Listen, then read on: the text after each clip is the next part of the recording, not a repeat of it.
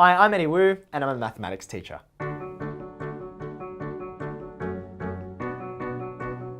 One of the mathematicians and educators I love and respect most is Dan Finkel, and he talks about the centrality of playfulness in mathematics. Now, I think it's really vital to get at that idea because so much of mathematics, yes, does have real practical applications out in the real world, solves problems that we really want, how to build a bridge or work out how much money you're going to need to save to purchase a certain item in the future.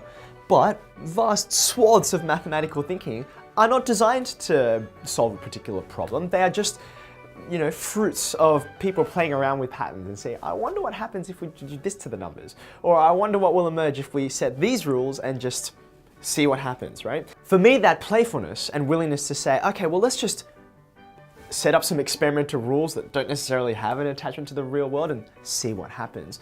For me, those are important to developing that conceptual understanding because when people have a sense of mathematics is just for solving problems and is just for, I have some information, I need to put them together in some way to get an answer out, they sort of rob themselves of the real goal, which is understanding.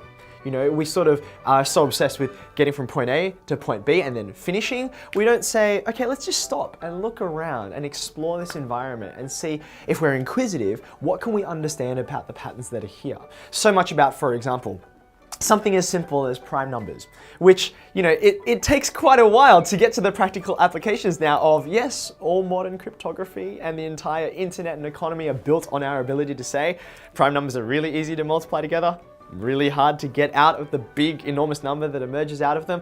That takes a long time to get to, but playing with the patterns in the prime numbers is something that can be enjoyable and something that can hook students into that mathematical reasoning before they even get to the practical situations and contexts that those prime numbers help us to solve. So I think that, again, it's about reaching down to be able to play with a scenario and say, there's understanding that can be gained here without reference to, okay, there's a particular problem I want to solve. And I think giving students that ability and that time and that capacity is really important to cultivating their curiosity.